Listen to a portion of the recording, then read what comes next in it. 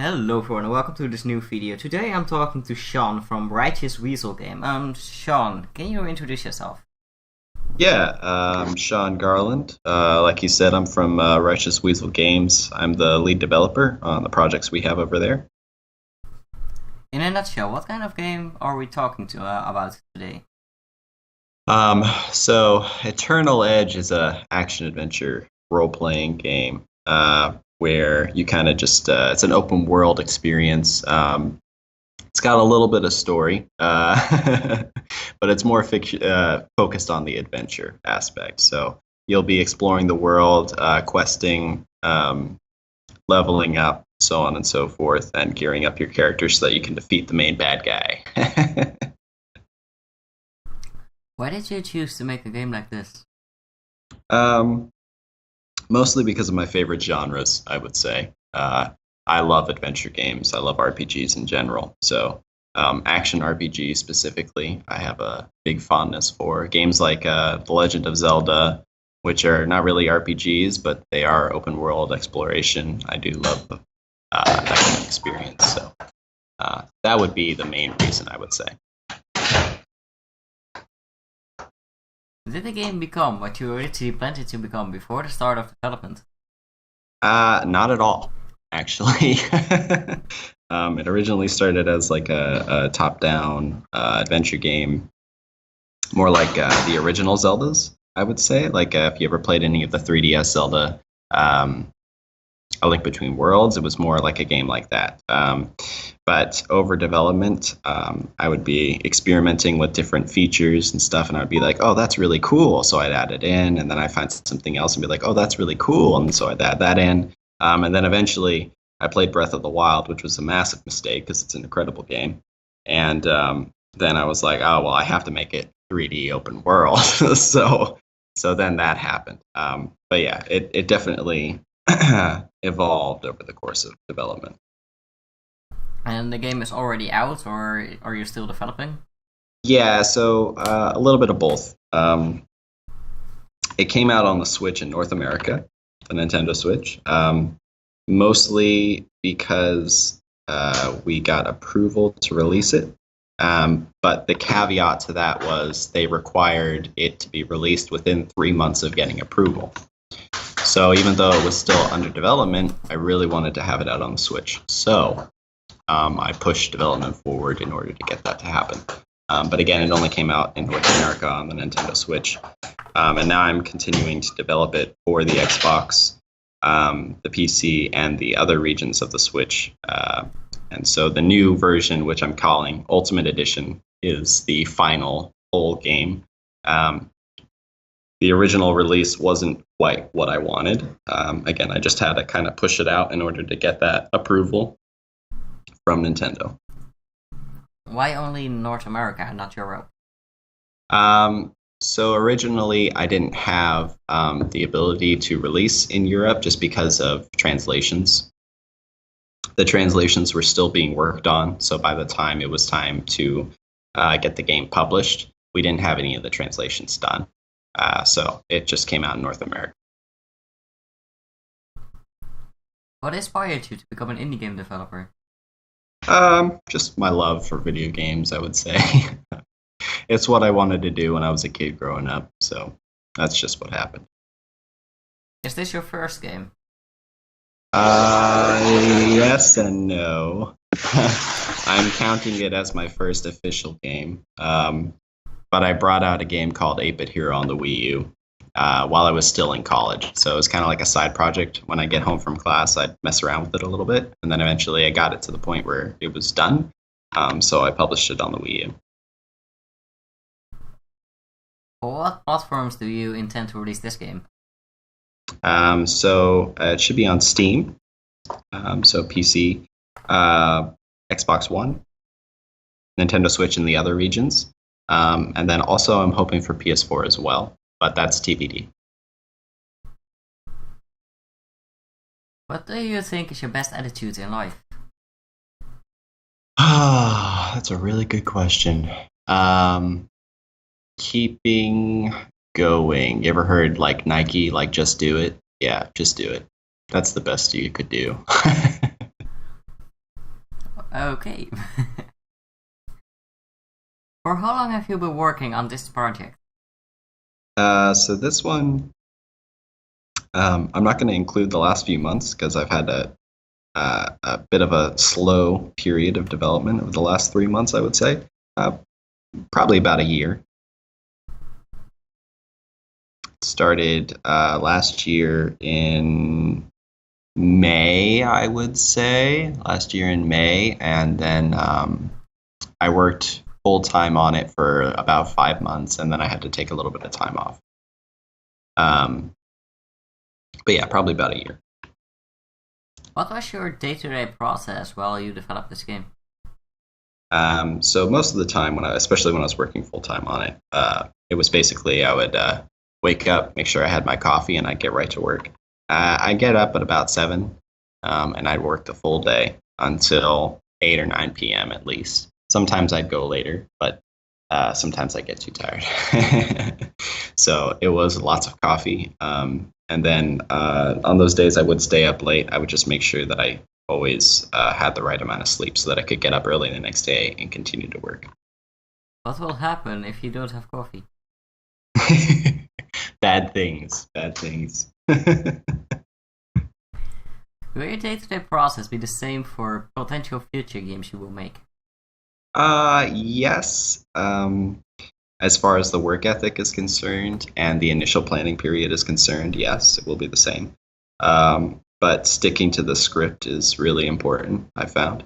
And I already knew this, but you really have to hammer it in yourself by messing up, I think. Because people will tell you, oh, stick to the script. Like, once you decide something, do it, But you, as a developer, or, most people as developers, I think indie developers, you're not going to understand it unless you really experience it. So this time I strayed too far from the original setup of the game, and I just made it take longer. So I will just make sure that whatever I decide to make next time, I will just stick to the original design. Of course, like with a little bit of leeway, right? So you will always want to make the project better. So little pieces here and there, like certain features, can always be improved based on testing and development and blah, blah, blah. But the original design should always stay somewhat the same. What were your biggest inspirations for making this game? Well, I would say the slight success of my last game on the Wii U. Being like, oh, hey, I really can do this. I really could potentially support myself and other people making these games. So that was a big thing. And then also just, again, like, I just love the game industry. I love, Nintendo games specifically, so that kind of stuff. And wanting to make those and wanting to create those is a big thing. What makes this game different from others? I would say mostly the exploration factor. So it is kind of like your typical action-adventure RPG, right? But you actually level up by exploring, versus leveling up by, defeating mobs and stuff. You do level up by completing quests and blah, blah, blah, but you're really rewarded for exploring the far corners of the world.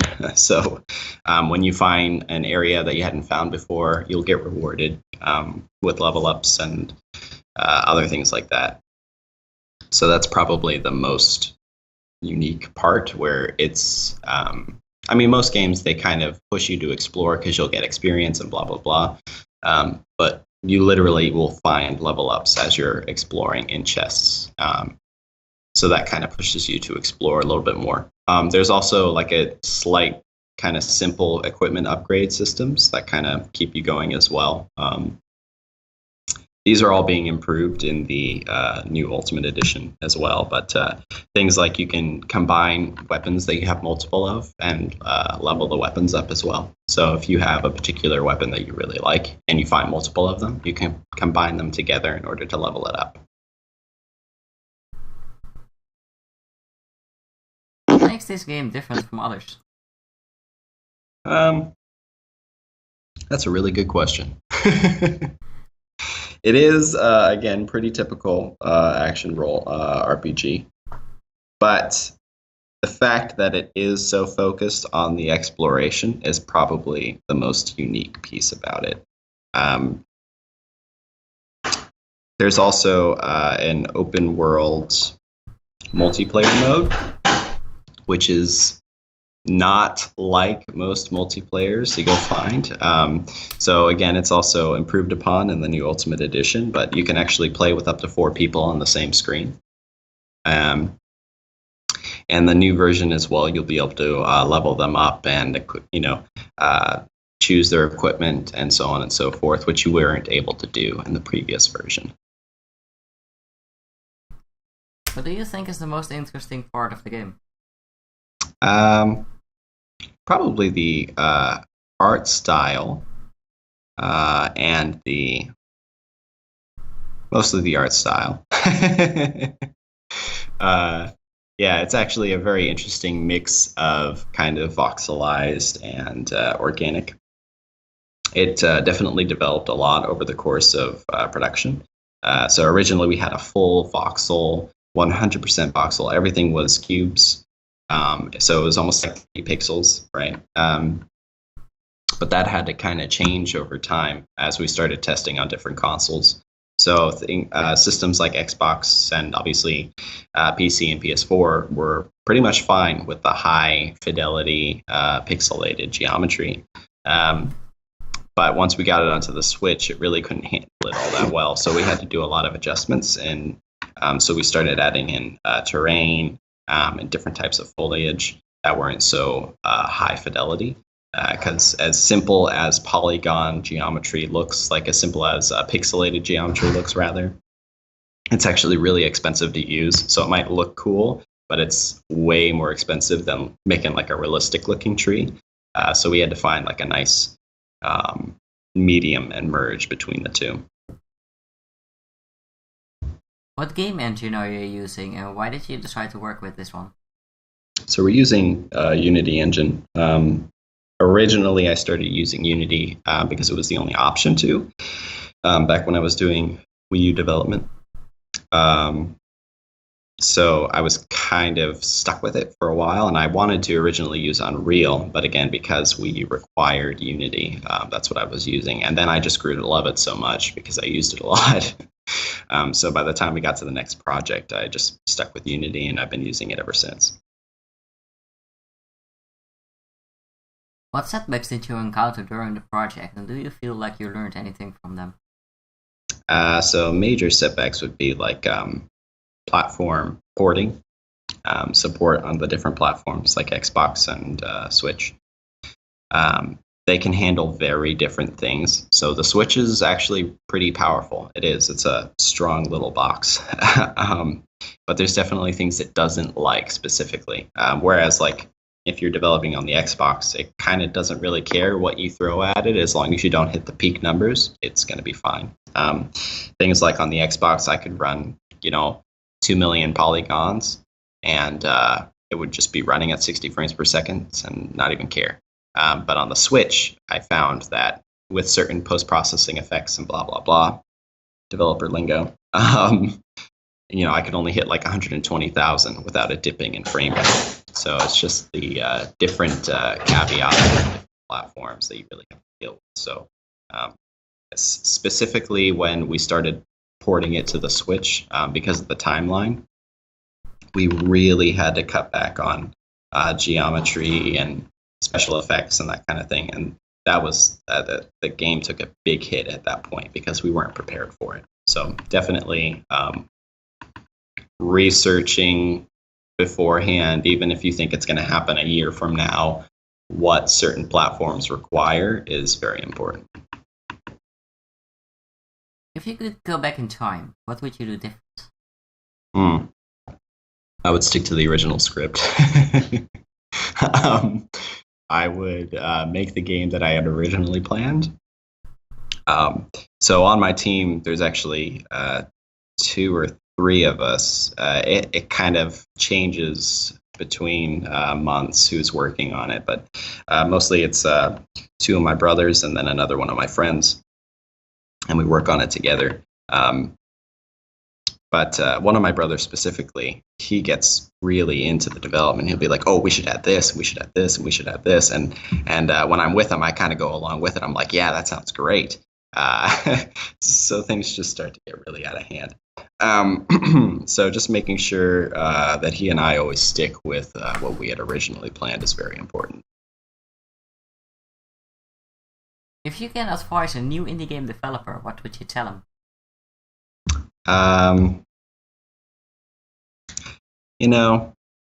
That's a good question. I don't want to sound like I'm beating a dead horse, but really just thinking up what you want to create and sticking with it is honestly the most important thing. I've only been working on it for a year, but it's been over the span of more like a year and a half. Seeing that is really, really important. So yeah, definitely just sticking with what you had originally planned is the biggest thing, for sure.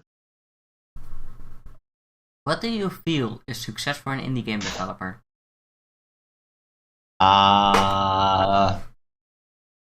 Using Twitter very well.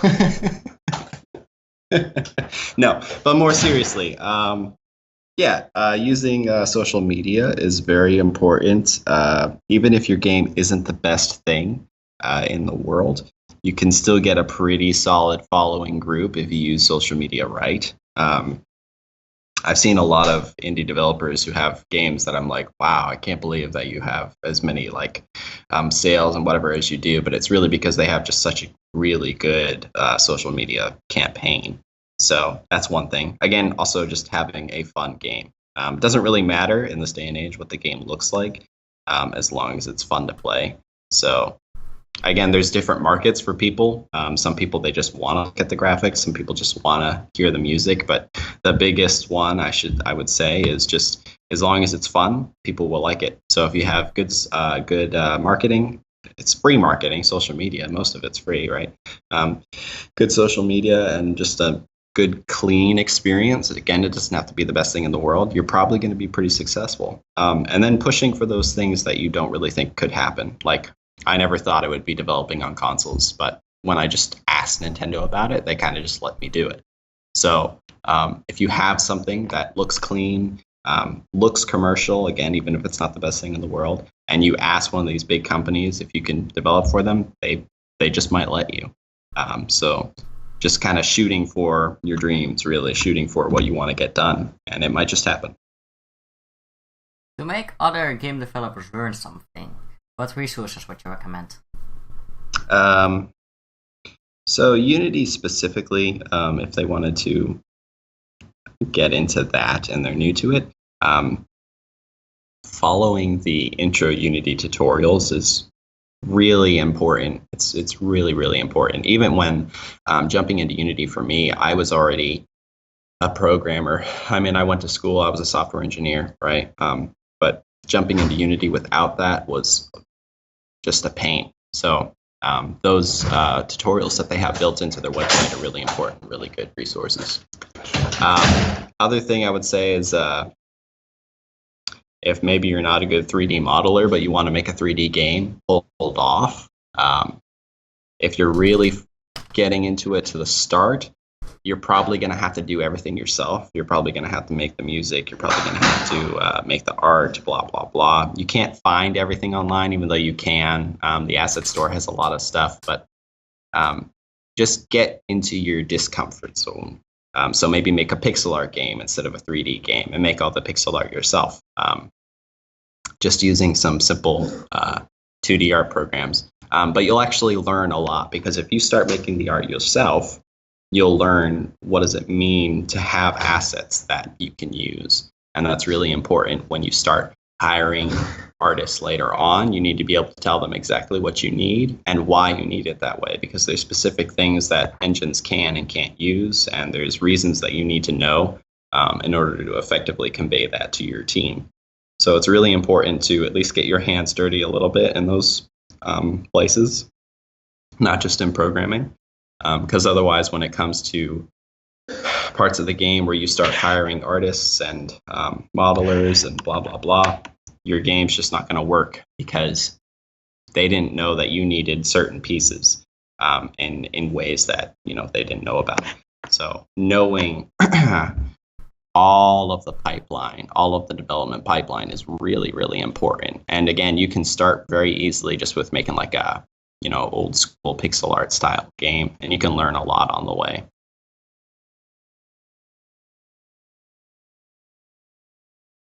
What do you think about the current marketing strategies in the indie game industry?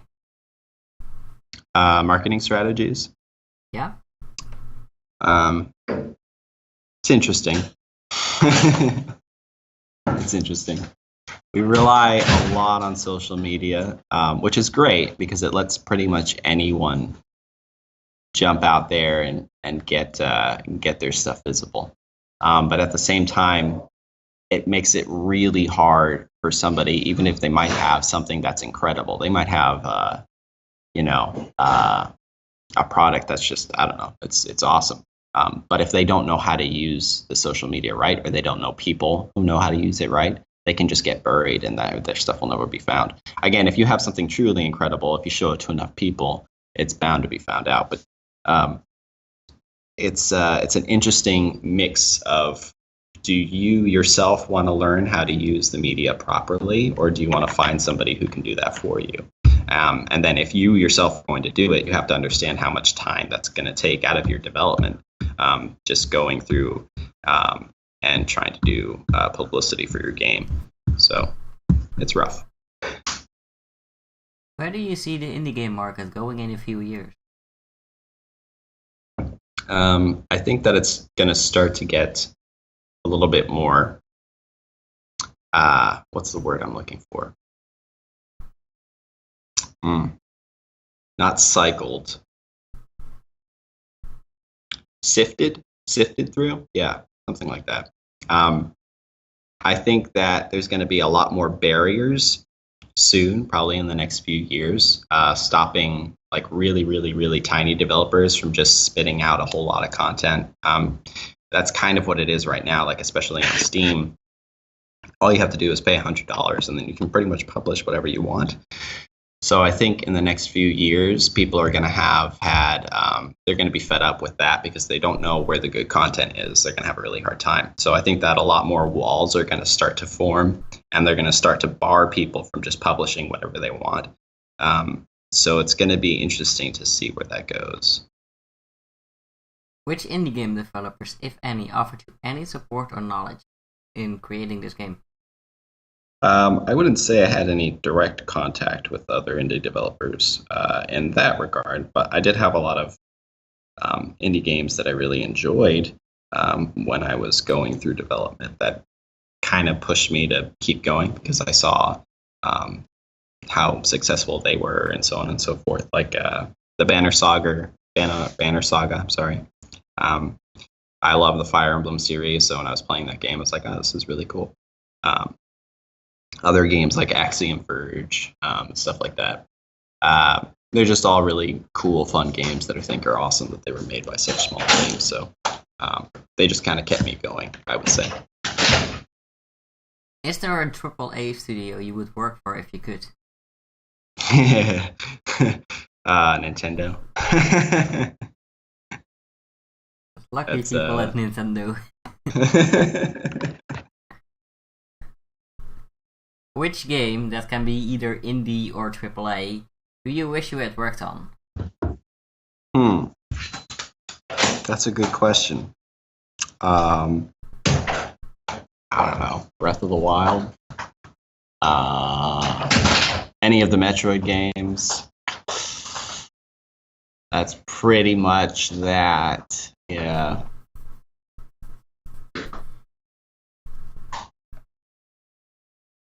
Have you ever worked for other gaming companies? What's that? Have you ever worked for other gaming companies?